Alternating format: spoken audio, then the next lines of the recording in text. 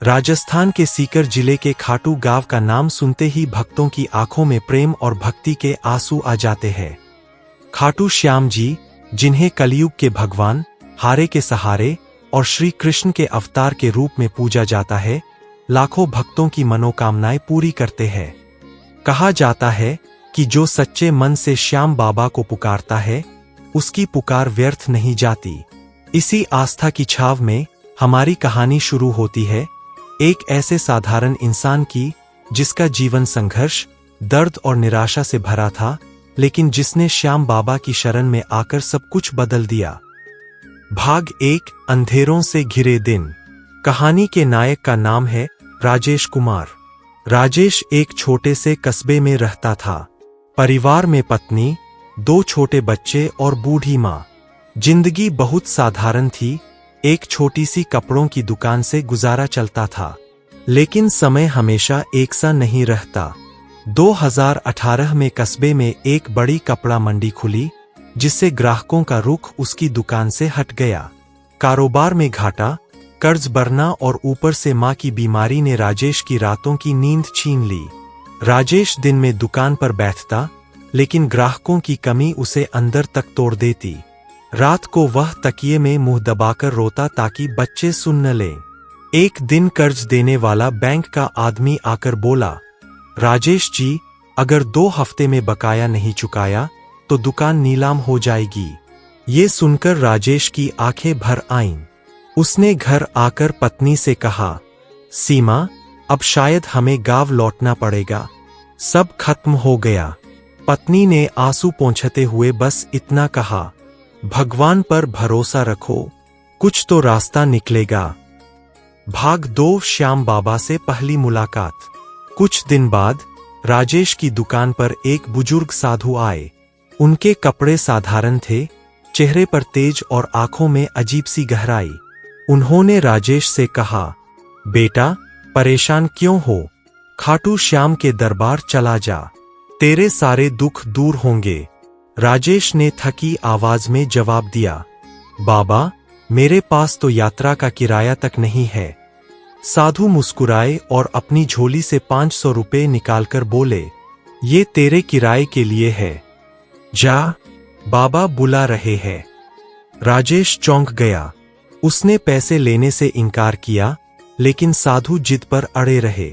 आखिरकार राजेश ने सोचा, अब खोने को बचा क्या है। उसने अगले ही दिन खाटू जाने का निर्णय ले लिया। भाग 3, खाटू धाम की यात्रा। खाटू धाम का रास्ता लंबा था। बस से उतरते ही हवा में श्याम बाबा के भजन गूंज रहे थे। श्याम तेरी बंसी पुकारे, अद्भुत नजारे हैं। भक्तों के चेहरों पर असीम प्रेम और उत्साह था। राजेश ने पहली बार खाटू के दरबार का दृश्य देखा। संगमरमर का भव्य मंदिर, फूलों से सजी सीढ़ियां और घंटियों की गूंज। कई लोग घुटनों के बल मंदिर की ओर बढ़ रहे थे। कोई भजन गा रहा था तो कोई आंसू बहा रहा था। राजेश का दिल धड़कने लगा।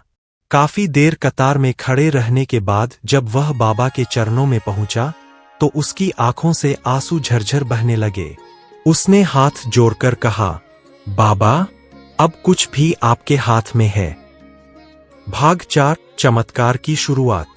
राजेश 2 दिन खाटू में रुका, भजन सुनता, सेवा करता और मन ही मन प्रार्थना करता।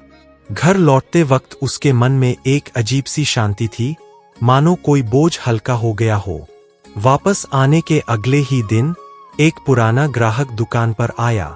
उसने कहा, राजेश भाई, मुझे 50,000 रुपए के कपड़े चाहिए और जल्दी चाहिए। राजेश चौंक गया। उसके पास तो इतना स्टॉक भी नहीं था, लेकिन ग्राहक ने एडवांस दे दिया और बोला, बाकी का भी काम तुम ही से कराऊंगा। यही नहीं, अगले हफ्ते एक और बड़ा ऑर्डर मिल गया। राजेश का व्यापार फिर से चलने लगा। धीरे धीरे कर्ज उतरने लगा। वह रोज दुकान में श्याम बाबा की तस्वीर के सामने दीप जलाने लगा। भाग 5, आस्था की गहराई। 1 साल के भीतर राजेश की हालत बदल गई। वह हर साल खाटू धाम जाने लगा और सेवा में जुट जाता। एक बार मेले में उसने 3 दिन तक भक्तों को मुफ्त पानी और खाना बांटा। उसने महसूस किया कि बाबा के दरबार में सेवा करने से मन की खुशी का कोई मुकाबला नहीं। राजेश कहता था, श्याम बाबा पैसे से ज्यादा दिल का खजाना देते हैं। भाग 6, दूसरी परीक्षा। लेकिन बाबा अपने भक्तों की आस्था की परीक्षा भी लेते हैं। 2022 में अचानक राजेश की पत्नी सीमा को गंभीर बीमारी हो गई। डॉक्टर ने कहा, ऑपरेशन बहुत रिस्की है, लेकिन जरूरी है। राजेश का दिल टूट गया। उसने बाबा के दरबार में फोन पर ही माथा टेका और कहा, बाबा, चाहे मेरी जान ले लो, लेकिन सीमा को बचा लो। ऑपरेशन के दिन राजेश मंदिर के बाहर बैठा, लगातार श्याम नाम का जाप करता रहा।